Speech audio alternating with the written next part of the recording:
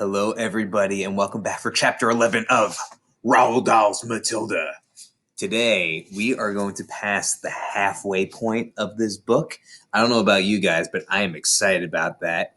And today's chapter is entitled Bruce Bogtrotter and the Cake. How can she get away with it? Lavender said to Matilda. Surely the children go home and tell their mothers and fathers.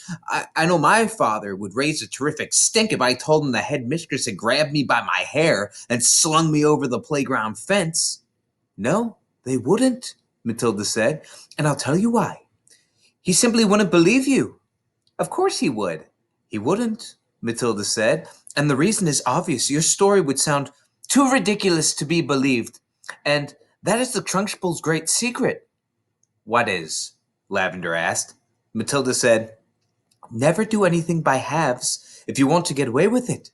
Be outrageous. Go the whole hog. Make sure everything you do is so completely crazy, it's unbelievable. No parent is going to believe this pigtail story, not in a million years. Mine wouldn't. They'd call me a liar. In that case, Lavender said, Amanda's mother isn't going to cut off her pigtails, huh? No, she isn't, Matilda said. Amanda will do it herself. You see if she doesn't. Do you think she's mad? Lavender asked. Who? The Trunchbull. No, I don't think she's mad, Matilda said, but she's very dangerous. Being in this school is like being in a cage with a cobra. You have to be very fast on your feet. They got another example of how dangerous the headmistress can be the very next day. During lunch, an announcement was made that the whole school would go to the assembly hall and be seated as soon as the meal was over. When all the 250 or so boys and girls were settled down in the assembly, the Trunchbull marched onto the platform. None of the other teachers came in with her. She was carrying a riding crop in her hand. She stood up there on the center stage in her green breeches with legs apart and a riding crop in her hand, glaring at the sea of upturned faces before her. What's going to happen? Lavender whispered. I don't know, Matilda whispered back. The whole school waited for what was coming next. Bruce Bogtrotter! The Trunchbull barked suddenly. Where's Bruce Bogtrotter? A hand shot up among the seated children. Come up here, the Trunchbull shouted, and look smart about it. An 11-year-old boy who was decidedly large and round stood up and waddled briskly forward. He climbed up to the platform. Stand over there, the Trunchbull ordered, pointing. The boy stood to one side. He looked nervous. I'd look nervous too. Look at that Trunchbull. So imposing. He knew very well he wasn't up there to be presented with a prize. He was watching the headmistress with an exceedingly wary eye, and he kept edging farther and farther away from her, with little shuffles of his feet, rather as a mat might edge away from a terrier that was watching it from across the room. His plump, flabby face had turned gray with fearful apprehension. His stockings hung around his ankles. This clot! The headmistress, pointing the riding crop at him like a rapier. This blackhead, this foul carbuncle, this poisonous pustule that you see before you is none other than a disgusting criminal, a denizen of the underworld, a member of the mafia. Who, me? Bruce said, looking genuinely puzzled. A thief! The Trunchbull screamed. A crook! A pirate! A brigand! A rustler! Steady on, the boy said. I mean, dash it all, headmistress. Do you deny it, you miserable little gumboil? Do you plead not guilty? I don't know what you're talking about, the boy said, more puzzled than ever. I'll tell you what I'm talking about, you sumptuous little blister, the Trunchbull shouted. Yesterday morning, during break, you sneaked like a serpent into the kitchen and you stole a slice of my private chocolate cake, you nasty, nasty boy. That tray had just been prepared for me personally by my cook. It was my morning snack, and as far as the cake is my own private stock. That was not a little boy's cake. No, no, no, you don't think for 1 minute I'm going to feed you that, you filth. That cake was made from real butter, real cream. And he, that robber bandit, that safecracker, that highwayman standing over there with his socks around his ankles, stole it and ate it. I never did it, the boy exclaimed, turning gray and then to white. Don't lie to me, Bogtrotter, barked the Trunchbull. The cook saw you. What's more, she saw you eating it. The Trunchbull paused the whip with a fleck and a froth from her lips. Look at him. I'd be pretty nervous. When she spoke again, her voice was suddenly softer, quieter, more friendly, and she leaned towards the boy, smiling. You liked my delicious chocolate cake, didn't you, Bogtrotter?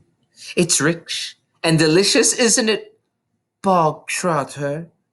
Very good, the boy mumbled. The words were out before he could stop himself. You're right, the Trunchbull said. It is very good. Therefore, I would think you should congratulate the cook. When a gentleman has had a particularly good meal, Bogtrotter, he always sends his compliments to the chef. Didn't you know that? Did you, Bogtrotter? But those who inhabit the criminal underworld are not noted for their good manners. The boy remained silent. Cook! The Trunchbull shouted, turning her head towards the door. Come here, cook. Bogtrotter wishes to tell you how good your chocolate cake is. The cook, a tall, shriveled female who looked as though all her body juices had been dried out of her long ago in a hot oven, walked onto the platform wearing a dirty white apron. Her entrance had clearly been arranged beforehand by the headmistress. Now then, Bogtrotter, the Trunchbull boomed, tell the cook what you thought of her chocolate cake. Very good, the boy mumbled. You could see he was now beginning to wonder what all this was leading up to. The only thing he knew for certain was that the law forbade the Trunchbull to hit him with the riding crop that she now kept smacking harder and harder against her thigh. That was some comfort, but not much because the Trunchbull was totally unpredictable. One never knew what was going to come next. There you are, cook, the Trunchbull cried. Bogtrotter liked your chocolate cake. He adores your cake. Do you have any more cake you can give him? Look at her, menacingly leering over him. Ooh, I'm scared. What's gonna happen? I do indeed, the cook said. She seemed to have learned her lines by heart. Then go and get it, and bring a knife to cut it with. The cook disappeared. Almost at once, she was back again, staggering under the weight of an enormous round chocolate cake on a china plate. The cake was fully 18 inches in diameter, and it was covered with a dark brown chocolate icing. Put it on the table, the Trunchbull said.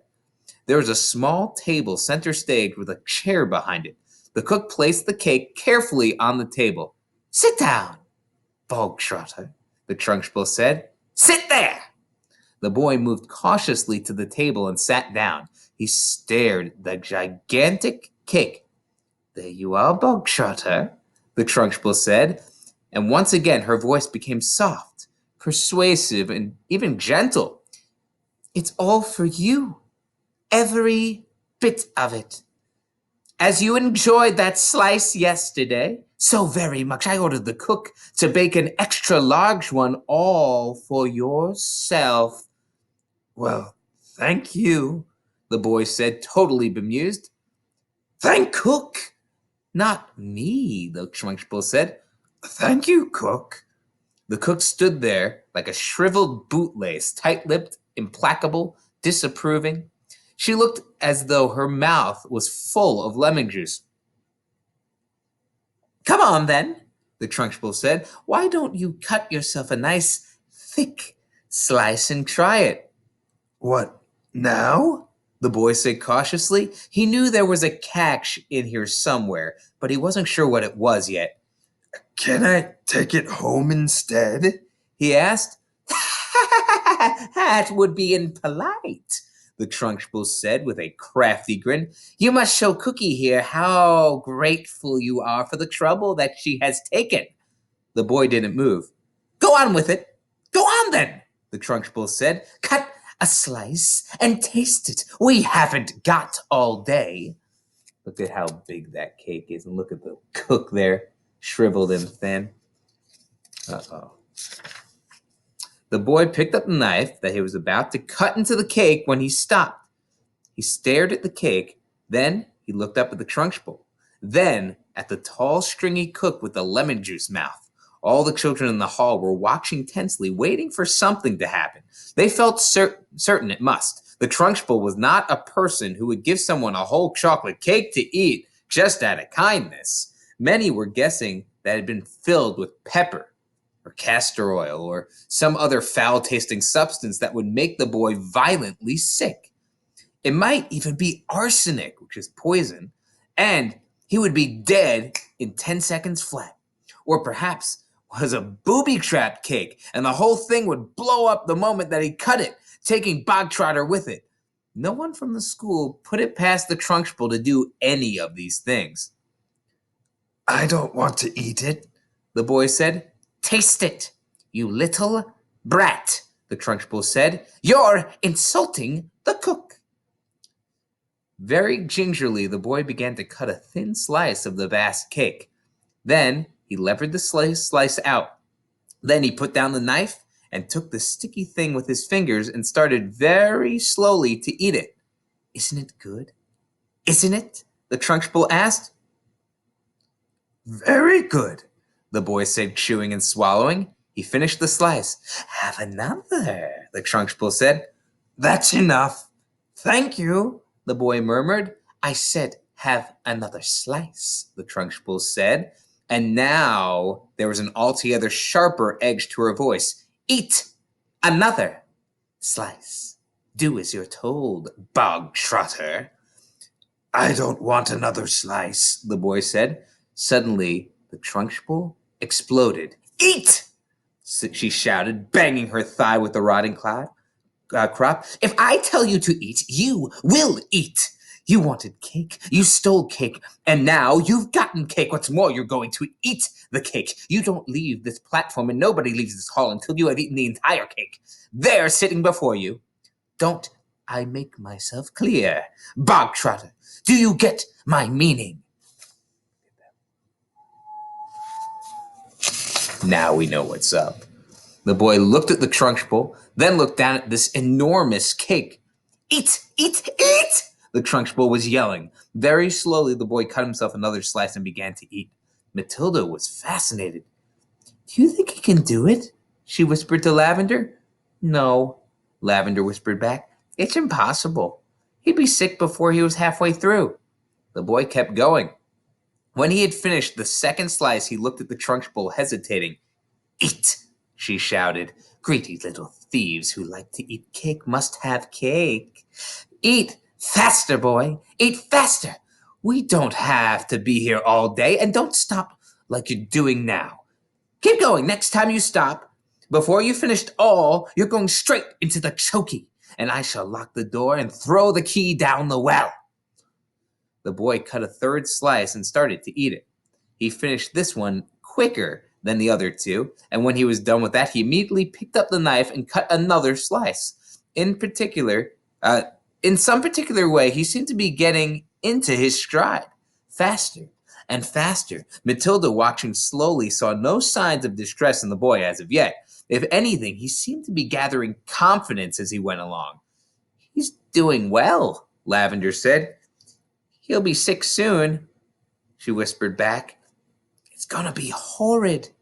When Bruce Bogtrotter had eaten his way through half of the entire enormous cake, he paused just for a couple of seconds and took several deep breaths. The Trunchbull stood with her hands on her hips, glaring at him. Get on with it, she shouted. Eat it up. Suddenly, the boy let out a gigantic belch, which rolled around the assembly hall like thunder. Many of the audience began to giggle. Silence! The Trunchbull shouted. The boy cut himself another thick slice and started eating it fast. There were still no signs of flagging or giving up. He certainly did not look as though he was about to stop and cry out, I can't eat anymore. I'm going to be sick. No, he was still there and running quickly. Look at him enjoying that cake. And now a subtle change was coming over the 250 watching children in the audience. Early on, there had been a sense of impending disaster. They had prepared themselves for an unpleasant scene in which the wretched boy, stuffed to the gills with chocolate cake, would have to surrender and beg for mercy, and then they would have to watch the triumphant Trunchbull forcing more and still more cake into his mouth, the mouth of this gasping boy. Not a bit of it, though. Bogtrotter was 3/4 of the way through and still growing strong. One sensed that he was almost beginning to enjoy himself. He had a mountain to climb, and he was going to do it. What's more, he had now become very conscious of his audience and of how they all were silently rooting him on. This was nothing less than a battle between him and the mighty Trunchbull. Suddenly, someone shouted, Come on, Brucey! You can make it! The Trunchbull wheeled around and yelled, Silence! The audience watched intently. They were thoroughly caught up in this contest. They were longing to start cheering, but they didn't dare do it. I think he's going to make it, Matilda whispered. I think so too, Lavender whispered back. I wouldn't have believed anyone in the world can eat a whole cake of that size. The Trunchbull doesn't believe it either, Matilda whispered. Look at her. She's turning redder and redder. She's going to kill him if he wins. The boy was slowing down now. There was no doubt about that. But he kept pushing the cake into his mouth with a dogged perseverance of a long-distance runner who had set his sights at the finish line and knows he must keep going. As the very last mouthful disappeared, a tremendous cheer rose up from the audience, and the children were leaping from their chairs and yelling and clapping and shouting, Well done, Brucey! Good for you, Brucey! You won the gold medal, Brucey! Look at all them, super happy. The Trunchbull stood motionless on the platform. Her great horsey face had turned the color of molten lava, and her eyes were glittering with fury. She glared at Bruce Bogtrotter, who was sitting on his chair like some huge overstuffed grub, replete, comatose, unable to move or speak. A fine sweat was beading on his forehead, but there was a grin of triumph on his face. Suddenly, the Trunchbull lunged forward and grabbed the large empty china plate on which the cake had rested. She raised it high into the air and brought it down with a crash right on top of Bruce Bogtrotter's head, and pieces flew all over the platform. The boy was by now so full of cake he was like a sack full of wet cement, and you couldn't have hurt him with a sledgehammer. He simply shook his head a few times and went on grinning. Go to blazes! Screamed the Trunchbull, and she marched off the platform, followed closely by the cook. Way to stick it to the man, Bruce Bogtrotter, or woman in this case.